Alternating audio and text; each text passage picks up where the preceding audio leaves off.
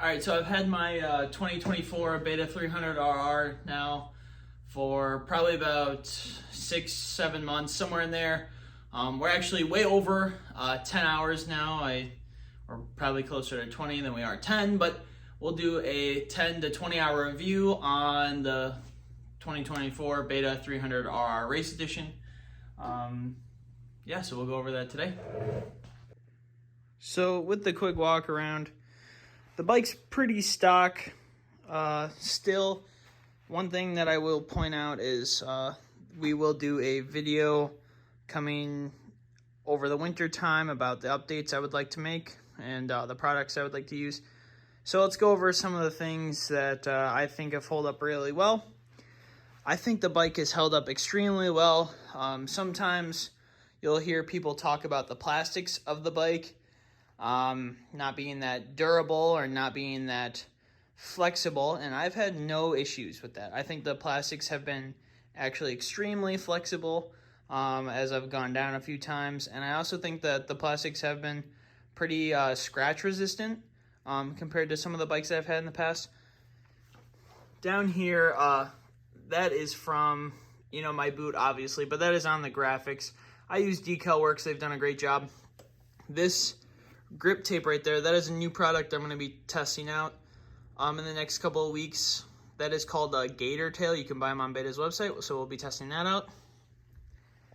The bike has held up very well, actually. These P3 guards have held up extremely well. Just a few scratches. That's held up extremely well. Obviously, those are add-ons. You can see some scratching on the right and left side engine covers. That's going to happen. So one thing in the future I would maybe recommend is maybe getting a guard for that. But someone like me, I don't really mind. It's going to happen. Again, it's a dirt bike, so things are going to happen. I think the chain and sprockets have held up extremely well. It's an O-ring chain, and with this dual compound rear sprocket, is an amazing job. Amazing product. It's from ZF. I've actually never heard of that company before having a Beta product, but I will say it's actually really well. The bike is holding up very well in that area. One thing I will say that I'm not super pleased with that will be changed is there's a lot of wear on this frame guard here, as well as the rear subframe.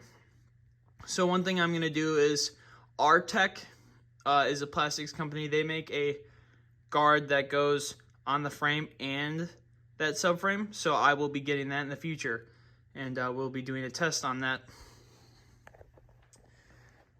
The air filter, the stock air filter, has held up very well. The bike is very good running over time. The suspension has been good. Everything has been very strong. Obviously, I've changed grips. I've changed some things on it for personal preference. A lot of people say bad things about the seat being too stiff. I think those people just didn't give enough time on the bike to let the seat break in a little bit. And I think the firmer seat may help some people out with riding a longer distance, because when you go to an aftermarket seat, they tend to have a lot of curvature in them, so they're rounded over. And that's because people like to have them be curved so they can corner better.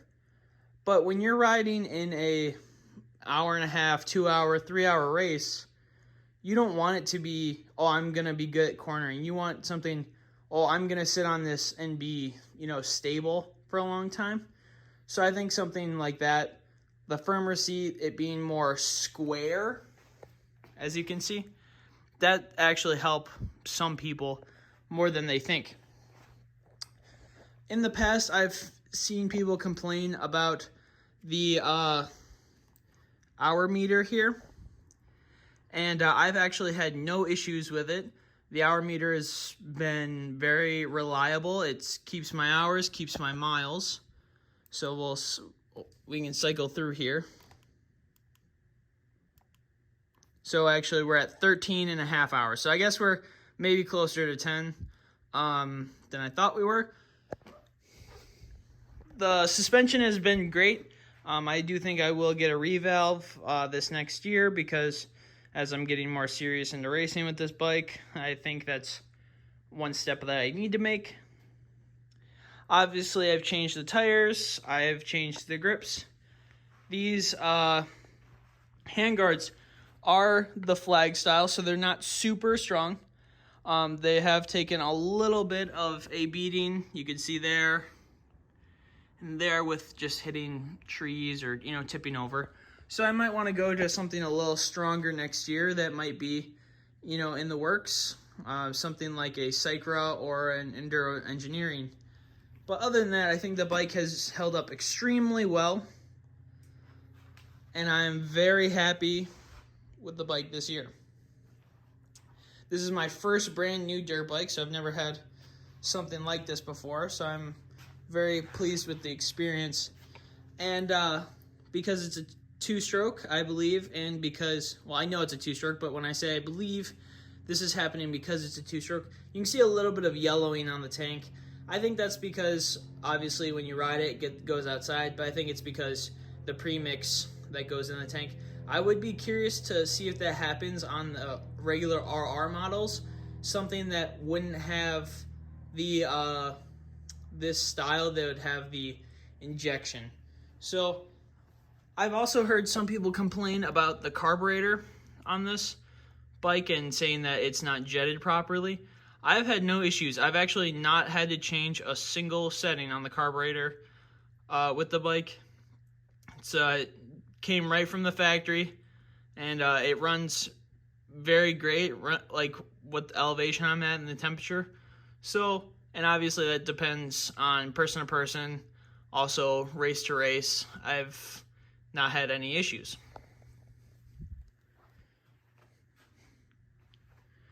So this year I'm very happy with this bike, and I am looking forward to do more races and put more time on this bike. So I just want to say thank you to everyone for watching. My videos will probably be slowing down a little bit, maybe, instead of once a week, just because I am a college student and I do go to college out of my hometown, so I don't always get a chance to be around my bike or my gear or, you know, my dirt bike stuff. So again, I just want to say thank you, and the beta has been great. The bolts don't strip, the air filter hasn't fallen apart, the plastics have been reliable, haven't broken or anything. The bike starts every time, so I'm very thankful for that. I just want to make a disclaimer. I guess I'm making this video because I know the 25s are coming out. And I do want to say that if you could find a leftover 24 for a price reduction, you might want to go with that, because I think the only differences are some plastic shaping on the shroud, as well as the color. The map switch is moved from above the gas tank to the bar pad, and then just some little stuff. The foot pegs are different, so just little bits and changes here and there.